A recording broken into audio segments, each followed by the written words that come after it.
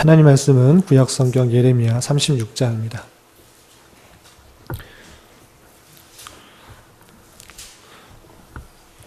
어제 말씀은 35장에서 레갑 족속이 선조의 명령들을 쫓아서 포도주를 마시지 않고 유목 생활을 했던 모습들을 살펴보았는데, 그것과는 정반대로 이스라엘 백성들이 얼마나 하나님의 말씀을 순종하지 않았는지의 한 예로서 여호야김이 하나님의 말씀을 불태우는 장면이 36장에 대조적으로 나오게 됩니다. 36장은 1절부터 32절까지 길게 되어 있어서 다 읽기는 시간이 좀 제한이 될 것 같아서 1절부터 10절까지 말씀만 봉독하겠습니다. 예레미야 36장 1절부터 10절까지 함께 봉독합니다. 유다의 요시야 왕의 아들 여호야김 제4년에 여호와께로부터 예레미야에게 말씀이 임하니라. 이르시되 너는 두루마리 책을 가져다가 내가 네게 말하던 날 곧 요시야의 날부터 오늘까지 이스라엘과 유다와 모든 나라에 대하여 내가 네게 일러준 모든 말을 거기에 기록하라. 유다 가문이 내가 그들에게 내리려 한 모든 재난을 듣고 각기 악한 길에서 돌이키리니 그리하면 내가 그 악과 죄를 용서하리라 하시니라. 이에 예레미야가 네리야의 아들 바룩을 부르매 바룩이 예레미야가 불러주는 대로 여호와께서 그에게 이르신 모든 말씀을 두루마리 책에 기록하니라. 예레미야가 바룩에게 명령하여 이르되 나는 붙잡혔으므로 여호와의 집에 들어갈 수 없으니 너는 들어가서 내가 말한 대로 두루마리에 기록한 여호와의 말씀을 금식일에 여호와의 성전에 있는 백성의 귀에 낭독하고 유다 모든 성읍에서 온 자들의 귀에도 낭독하라. 그들이 여호와 앞에 기도를 드리며 각기 악한 길을 떠나리라. 여호와께서 이 백성에 대하여 선포하신 노여움과 분이 크니라. 네리야의 아들 바룩이 선지자 예레미야가 자기에게 명령한 대로 하여 여호와의 성전에서 책에 있는 여호와의 모든 말씀을 낭독하니라. 유다의 요시야의 왕의 아들 여호야김 제5년 9월에 예루살렘 모든 백성과 유다 성읍들에서 예루살렘에 이른 모든 백성이 여호와 앞에서 금식을 선포한지라. 바룩이 여호와의 성전 윗들 곧 여호와의 성전에 있는 새 문 어기 곁에 있는 사반의 아들 서기관 그마랴의 방에서 그 책에 기록된 예레미야의 말을 모든 백성에게 낭독하니라. 아멘. 이 시간에도 여기까지 나오신 여러분들 위해 하나님의 크신 은혜가 함께하기를 진심으로 기원합니다. 오늘 말씀 읽기 본문은 예레미야 36장입니다. 어제의 말씀을 통해서는 레갑 족속이 선조의 말씀을 지키기 위하여 포도주도 마시지 않고 또 집도 짓지 않고 파종도 하지 않는 그런 유목민족의 하는 일들을 살아가는 그런 모습을 보았습니다. 그럼에도 불구하고 이스라엘 백성들은 하나님의 말씀을 순종하지 아니함이 어떠하느냐, 왜 이렇게 순종하지 않느냐라고 경고했던 말씀을 교훈받았습니다. 오늘 말씀 36장에서는 얼마나 이스라엘 백성들이 하나님의 말씀을 순종하지 않는지를 잘 보여주는 대표적인 예를 할 수 있는데, 이스라엘 백성의 대표라고도 할 수 있는 왕이 하나님의 말씀을 듣고 오히려 순종하기는커녕 그 말씀을 불태워버리는 그런 일들을 보게 되는 것입니다. 그 내용을 통해서 오늘날 우리에게 적용할 것이 무엇인지를 한번 살펴보도록 하겠습니다. 우선 36장 1절에서 보면 이렇게 되어 있습니다. 그 때가 언제인지를 설명하고 있는데요. 유다의 요시야 왕의 아들 여호야김 제4년이다 되어 있습니다. 우리 예레미야 살펴볼 때 말씀드린 것처럼 예레미야는 시대 순으로 기록된 것은 아니다. 뜻에 따라서 어떤 목적을 가지고 모여져 있기 때문에 순서대로 기록된, 시간 순서대로 기록된 것이 아니라 어떤 뜻을 가지고 주제별로 묶은 것이 아닌가 이렇게 생각하면 될 것입니다. 우리가 앞서서 살펴봤듯이 30장부터 34장까지는 시드기야 때의 배경, 마지막 왕이었던 시드기야 때의 배경으로 쓰여진 그런 내용이 담겨 있고요. 어제 읽었던 35장과 36장에서는 여호야김 때다 이렇게 밝히고 있는 것입니다. 이렇게 해서 시간 순으로 되어 있지 않다라는 것들을 염두에 두시고 읽어가시면 될 것입니다. 36장 1절에서 이때가 언제인가 했을 때 여호야김 제4년이다 라고 분명히 밝히고 있고요. 여호야김 제4년이라고 할 때는 역사적으로 볼 때 예레미야 36장에 나오진 않았지만 이집트, 애굽과 바벨론이 갈그미스라는 곳에서 전투하였던 제2차 전투, 제2차 갈그미스 전투가 있었던 때입니다. 그러니까 이스라엘 백성과 연관해서 생각해 보면 애굽이라는 큰 나라와 바벨론이라는 큰 나라가 전쟁을 하고 나서 바벨론이 그 대제국이었던 애굽을 물리쳐서 그 팔레스틴 지역을 바벨론의 영향권에 둔 그런 때였습니다. 그리고 이때에 잘 아시다시피 제1차 포로로 붙잡혀 갔던 때입니다. 그래서 다니엘도 붙잡혀 가고 또 많은 고관들이 붙잡혀 간 때가 여호야김 제4년인 것입니다. 그만큼 이 정세가 바벨론에 의해서 크게 흔들렸고, 이스라엘 남유다도 거의 풍전등화 같은 그런 국세에 있다라는 것들을 염두에 두시고 읽으시면 될 것입니다. 그때에 제4년에 여호와께로부터 예레미야에게 말씀이 임하였다라고 되어 있습니다. 어떤 말씀이 임하였는가? 2절에 보면 너는 두루마리 책을 가져다가 내게 말하던 날 요시야의 날부터 오늘까지 이스라엘과 유다의 모든 나라에 대하여 내가 내게 일러준 모든 말을 거기에 기록하라 라고 되어 있습니다. 요시야 날부터 예레미야가 하나님의 말씀을 받고 사역을 시작했기 때문에 처음부터 끝까지 지금까지 들었던 모든 말을 두루마리 책에 기록하라 라고 한 것입니다.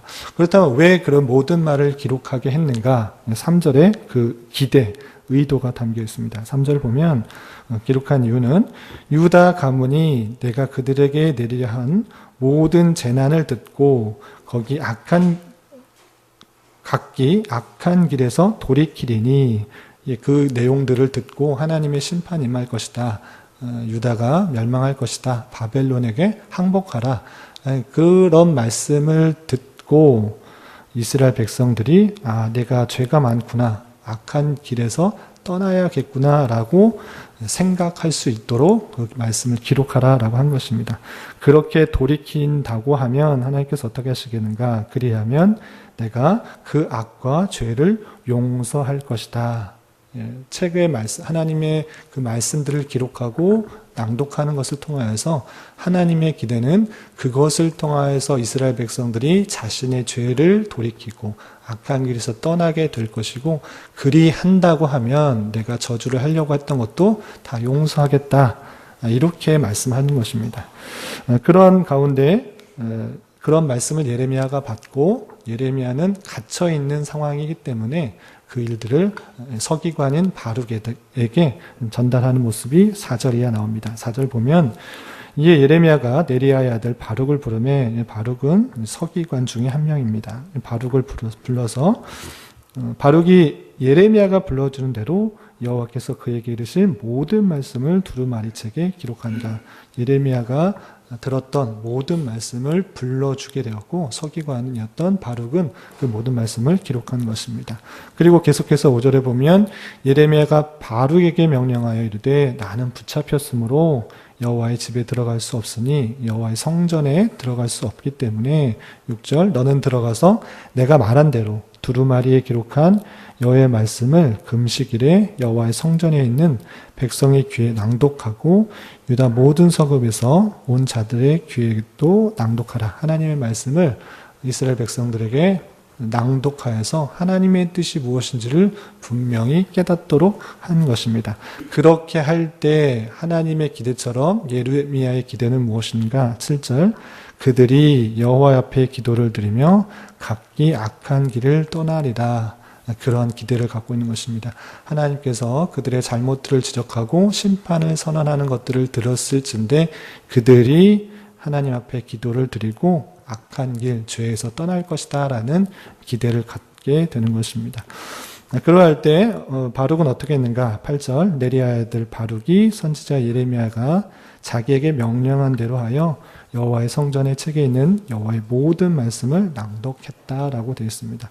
이렇게 한 번만 그렇게 낭독한 것이 아니고 바룩은 그 기록된 말씀들, 예레미야를 통해서 전해 들은 그 모든 말씀을 계속적으로 낭독하는 얘기가 또 나오게 됩니다. 첫 번째 이렇게 낭독하게 되고요. 9절 이하에 보면 시간이 좀 흐른 것을 볼 수 있습니다. 9절 보면 유다의 요시야의 왕 아들 요야김 제5년 9월이다 되어 있는데요. 아까는 4년이라고 했는데 5년 9월이다 라고 했기 때문에 약 1년 정도의 시간이 흐른 것을 알 수 있습니다. 그리고 9월 되어 있는데요. 유대인의 그 원력은, 유대인의 그 달력은 현재 달력과는 약 3개월 정도 차이가 나게 됩니다. 아시다시피 출애굽을 기점으로 새로운 달력이 시작되기 때문에 출애굽이 3월 정도 했는데 그때를 새로운 1월로 삼아라 이렇게 됐기 때문에 모든 종교력, 이스라엘의 종교력은 3개월 정도 이렇게 차이 나는 것으로 이렇게 따지면 될 것입니다. 그래서 제5년 9월이라고 되기 때문에 오늘날 현대력으로 고친다고 하면 약 12월, 겨울쯤인 것을 생각해 볼 수 있습니다. 그래서 한 1년 정도 지난 겨울에 어떤 일들이 있었는가? 여호야김이 예루살렘 모든 백성과 유다 성읍들에서 예루살렘 일은 모든 백성이 여호와 앞에서 금식을 선포했다라고 되어 있습니다. 아까도 말씀드렸다시피 당시에는 바벨론 느부갓네살 왕이 애굽마저도 다 전쟁에서 이겨서 그 중동 일대의 패권을 장악한 상태이고 예루살렘도 이제 풍전등화와 같이 언제 함락될지 모르는 상황에서 여호야김은 금식을 선포하면서 하나님 앞에서 금식을 선포하면서 하나님께 도움을 구하는 그런 모습을 살펴볼 수 있습니다. 눈앞에 보이는 이 여호와 앞에 금식을 선포하는 모습만 보면 그가 하나님 앞에 도움을 구하고 하나님의 뜻대로 살려 하는 것 같이 보이지만 이 뒤의 말씀을 좀 더 읽어보면 이것이 얼마나 헛된 금식인가를 살펴볼 수 있습니다. 좀 더 살펴보도록 하겠습니다. 이렇게 겨울 때에 여호야김 왕이 여호와 앞에서 금식을 모든 백성에게 선포할 때에 바룩이 다시 한번 백성에게 하나님의 말씀을 선포하는 내용이 10절에 나옵니다. 이때 바룩이 여호와의 성전 윗들 곧 여호와의 성전에 있는 세문 어귀 곁에 있는 사벤의 아들 서기관 그마랴의 방에서 그 책에 기록된 예레미야의 말을 모든 백성에게 낭독하니라. 성전 윗들이라고 했기 때문에 좀 높은 곳에 서기관의 방이 있었는데 그 높은 곳에서 모든 백성들에게 모여있는 백성들에게 또 금식하고 있는 백성들에게 하나님의 말씀을 또 한 번 밝혀주는 그런 낭독하는 일이 있었던 것을 알 수 있습니다.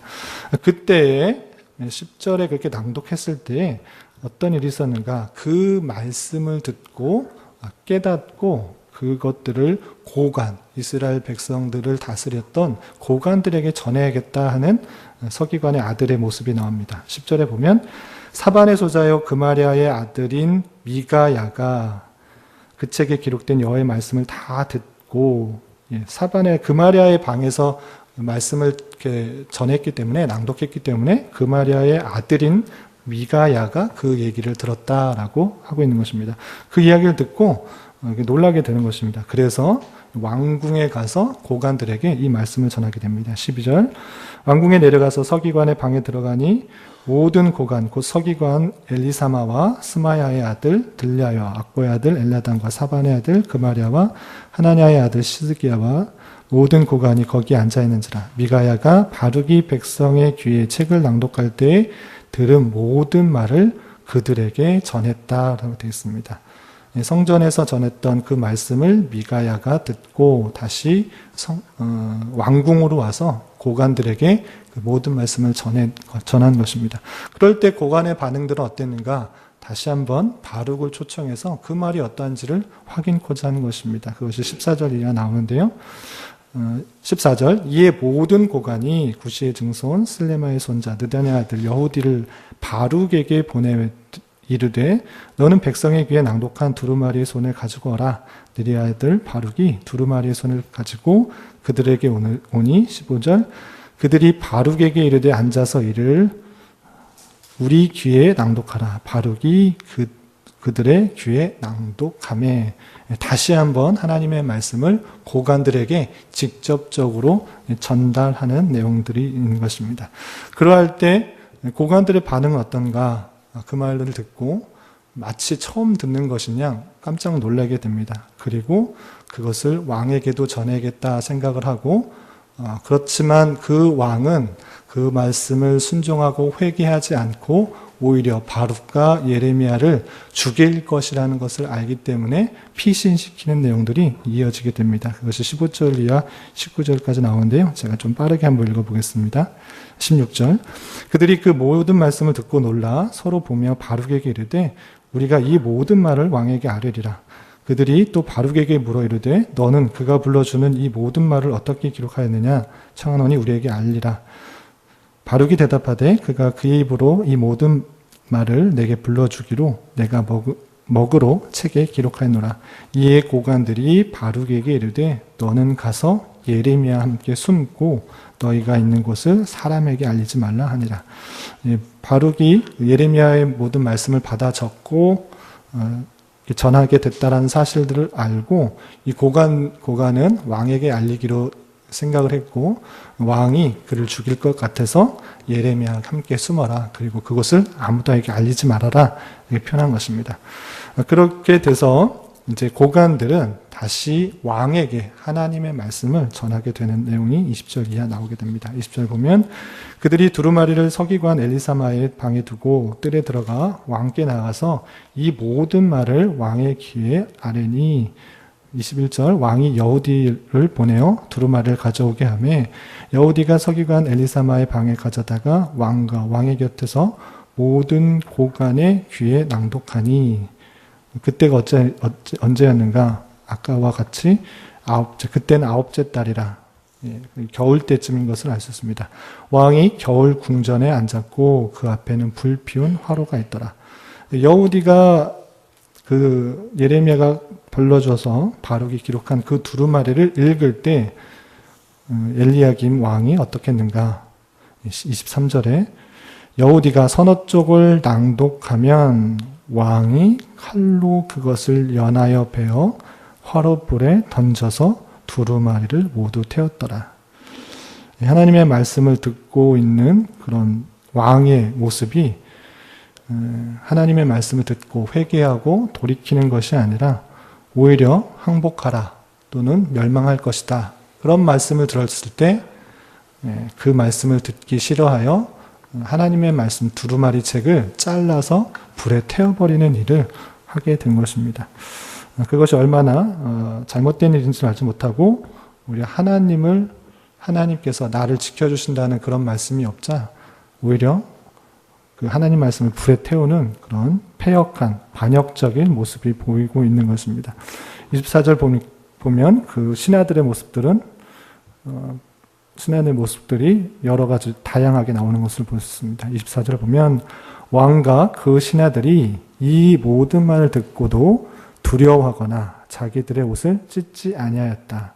왕궁에 있는 대부분의 사람들은 하나님의 말씀을 들었음에도 불구하고 회개하거나 돌이키거나 옷을 찢거나 하는 그런 모습이 없었다라고 하고 있는 것입니다. 그렇지만 몇몇의 사람들, 하나님의 말씀에 좀 반응하려는 몇몇의 사람들은 그를 막는 모습들도 있는 것입니다. 25절 엘라단과 들라야와 그마랴가 왕께 두루마리를 분살하지 말도록 아뢰어도 왕이 듣지 않았다. 세 명의 사람들은 두루마리, 하나님 말씀을 분살하지 말라고 막았지만 왕이 듣지 않았다라고 하는 것입니다. 그리고 26절에 보면 왕의 아들 여라무엘과 아스리엘의 아들 스라야와 압디엘의 아들 셀레마에게 명령하여 서기관과 바룩과 선지자와 예레미야를 잡으라 하였으니 여호와께서 그들을 숨기셨더라. 오히려 하나님의 말씀을 전했던 그 사람들을 죽이기 위해서 사람을 보내고 하는 그런 모습들을 살펴볼 수 있습니다.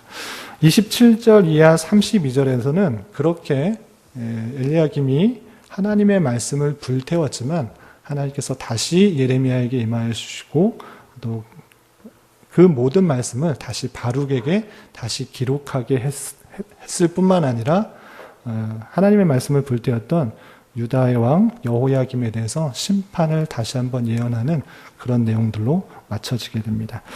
이런 말씀을 대하면서 오늘날 우리가 어떻게 생각해 보아야 될 것인가를 좀 적용했으면 좋겠습니다. 어제 말씀도 우리가 또 교훈받았다시피 레갑 족속은 비록 하나님의 말씀이 아니고 선조의 말씀이지만 그 말씀을 듣기 위해서 힘썼던 그런 모습들이 있었습니다. 그렇지만 유다의 왕이었던 여호야김은 하나님의 말씀을 취사 선택하고 오히려 듣지 않는 그런 모습도 있었던 것입니다. 아까 9절에서 보면 여호와 앞에 금식을 선포했다라는 그런 표현이 있습니다. 하나님 앞에서 온전히 금식하며 뜻을 구해라. 지금 위기의 상황 속에서 언제 바벨론에 의해서 멸망당하게 될 줄 모르는 그런 상황 앞에서 금식을 선포했다라는 그런 표현이 있습니다. 얼핏 보면 참으로 하나님 앞에 금식하면서 뜻을 구하는 모습처럼 보입니다. 그렇지만 여호야김의 모습은 자신의 뜻과 자신의 생각을 이루기 위해서 하나님을 도용하고 하나님 말씀을 이용하는 그런 모습 가운데 있는 것입니다. 여호와 앞에 금식하면서 구하는 것은 이 나라가 이스라엘 백성이 이 남유다가 바벨론에 의해서 멸망당하지 않게 해주십시오라는 기도를 했던 것이고 자신의 생각과 자신의 뜻이 이루어지지 않고 그 말씀대로 하나님 말씀이 오지 않자 그 말씀을 오히려 불태워버리는 그런 신앙은 하나님조차 하나님의 말씀조차 내가 하고 싶은 대로 내 뜻대로 맞추려고 하는 그런 패역한 우상 숭배와 같은 그런 신앙의 모습이다라고 할 수 있는 것입니다. 우리의 신앙은 어떠한 것인가? 내가 필요한 말씀만 취사 선택해서 받아들이고 적용하는 것이 아니라 내 뜻, 내 소망, 내 기대가 먼저가 아니라 하나님의 뜻, 하나님의 기대, 하나님의 원하심에 초점을 두고 내 뜻이 그것에 맞춰가는 것에 힘써야 되는 것입니다. 그러한 것처럼 하나님의 말씀을 대하는 태도가 신앙생활하는 하는 태도가 내 뜻과 내 기대, 내 소망이 앞서 있지는 않은지를 되돌아봐야 될 것입니다. 하나님께서 원하시는 뜻과 계획과 목적이 무엇인지를 먼저 살피고 그것에 맞추어 내 뜻과 기대와 소망, 기도조차 변할 수 있는 것이 참 신앙이 아닌가 생각해 볼 수 있습니다. 그리고 또한 한 가지 더 생각해 볼 것은 오늘 말씀의 근거에서 보면 하나님의 말씀이 기록된 채로 모든 백성에게 전달되도록 하셨다라는 것입니다. 왜 그랬는가? 아까 3절에서도 나왔고요. 7절에서도 나왔는데 그렇게 확실하게 기록된 말씀을 통하여서 그들의 죄가 지적되고 악한 길에서 떠나길 바라는 마음으로 기록되도록 했던 것입니다. 그리고 그것이 실제적으로 다시 여호야김에 의해서 불태워졌을지라도 다시 한번 기록되어서 그들의 죄와 하나님의 뜻을 밝혀주는 그런 사실들을 하나님께서 섭리하셨다라는 것입니다. 이 말씀을 통해서 오늘날 적용해 보자면 오늘날에 우리에게도 하나님께서는 다양한 방편으로 섭리하시고 역사하시고 운행하실 수 있습니다. 이때 당시에 예레미야도 말뿐만 아니라 예언, 말을 통해서뿐만 아니라 행동 예언을 통하여서 자신의 모습을 통하여서 하나님의 뜻을 전파하였습니다. 그렇지만 더 확실하고도 분명하게 하기 위해서 기록된 말씀을 통해서 하나님의 뜻과 계획을 전파하기를 원하셨던 것이죠. 오늘날에 있어서도 다양한 방편으로 하나님께서 역사하시고 섭리하실 수 있지만 그런 것들이 오해되고 잘못 알아듣지 않게 하기 위해서 우리에게 기록된 말씀인 성경을 주신 것입니다. 그렇기 때문에 다양하게 하나님의 뜻을 깨닫고 또 알아챌 수 있지만 그것이 오해되지 않도록 우리는 하나님의 말씀, 기록된 말씀을 통해서 부지런히 하나님의 뜻과 계획과 마음을 살펴야 될 것입니다. 내가 원하는 말씀만 찾아서 읽는 것이 아니라 우리가 하는 방식인 말씀이기 방식, 내가 원하는 말씀을 찾아 읽는 것이 아니라 말씀이 앞서가고 그 말씀이 어렵고 힘들지라도 꾸준히 읽어가고 그곳에 나타난 하나님의 뜻을 살피는 그런 방식으로 하나님의 뜻을 알아나가야 될 것입니다. 하나님께서 오늘날에도 다양한 방편으로 우리들을 인도하시고 섭리하시지만 가장 실제적이고 확실하신 말씀을 통하여서 우리가 교훈하고 있다는 사실들을 잊지 말고 다른 곳에서 하나님의 뜻과 계획을 살피는 것이 아니라 부지런히 말씀을 통해서 성경 말씀을 통해서 하나님의 뜻과 계획 그리고 섭리들을 깨달을 수 있어야 될 것이고 우리는 그것을 통해서 날마다의 삶을 내가 원하는 삶이 아니라 하나님께서 원하시는 삶으로 고쳐 나갈 수 있어야 될 것입니다. 오늘 하루 살아가시면서 또 남은 한평생 살아갈 때에도 성경 말씀을 가까이 하면서 내 뜻과 내 계획이 앞서는 것이 아니라 하나님의 뜻과 계획을 앞세워서 내 삶을 바꿔가서 하나님의 선한 도구로 쓰임받을 수 있는 저와 여러분이 되시기를 주님의 이름으로 부탁을 드리겠습니다. 기도하겠습니다. 하나님 아버지, 오늘 말씀을 통해 여호야김이 자신의 생각과 다르다고 하여 하나님의 말씀을 불태우고 없애는 모습을 보았습니다. 우리 또한 내게 필요한 말씀만 받고 그렇지 않은 말씀은 외면하고 있지는 않은지 되돌아봅니다. 주시는 말씀을 통해 나의 삶에 잘 적용하게 하여 주시고 그 말씀을 통하여 우리의 삶이 주님 보시기에 합당한 천국 백성으로서의 모습이 잘 드러나게 하여 주시며 하나님 말씀대로 하루하루 순간순간을 살아가기에 힘쓰는 자들이 되게 하여 주시옵소서. 주님, 오늘은 우리나라를 위해 목숨을 바쳤던 분을 생각하는 현충일입니다. 주님께서 그들을 사용하여 주셔서 이 나라가 지금까지 오게 되었다는 사실들을 잊지 않게 하여 주시고 더욱더 하나님께 감사하는 시간 되게 하여 주시며 우리 또한 하나님의 나라를 위해 헌신하며 수고하고 가정과 교회 그리고 우리가 거하는 처소마다 참된 하나님의 나라의 모습들이 잘 드러나게 하는데 선한 도구로 쓰임받게 하여 주시옵소서. 특별히 세우신 담임 목사님과 중직자들, 임직 예정자들에게도 크신 은혜로 함께하여 주셔서 맡겨진 사명들을 충성으로 잘 감당하여 주님의 교회를 든든히 세워나가는데 부족함이 없도록 인도하여 주시옵소서. 6월은 선교의 주제로 보내고 있습니다. 주님께서 교회에 주신 사명인 복음 전파의 사역을 잘 감당하는 교회가 되게 하여 주시고 세계 각지에서 어렵게 사역하고 있는 파송, 후원 선교사들을 잘 돕고 후원한 일들을 잘 감당하게 하여 주시옵소서. 특별히 파송 선교사님 사역에 어려움이 있다는 소식을 들었는데 주님 그의 신변과 사역을 붙들어 주시고 강하고 담대하게 하여 주셔서 모든 상황을 잘 해결해 나갈 수 있도록 은혜 위에 은혜를 더하여 주시옵소서. 주님, 교회 내 여러 병약자와 이런저런 문제로 마음 아파하는 이들이 있습니다. 주님께서 친히 함께하여 주셔서 위로하여 주시고 주님의 선하신 인도하심을 경험하며 평강 가운데 감사의 고백이 늘 넘쳐나게 하여 주시옵소서. 이 시간 각자 간구하는 입술 위의 고백 위에도 주님의 선한 열매가 있게 하여 주시옵소서. 예수님의 이름으로 기도드리옵나이다. 아멘. 하늘에 계신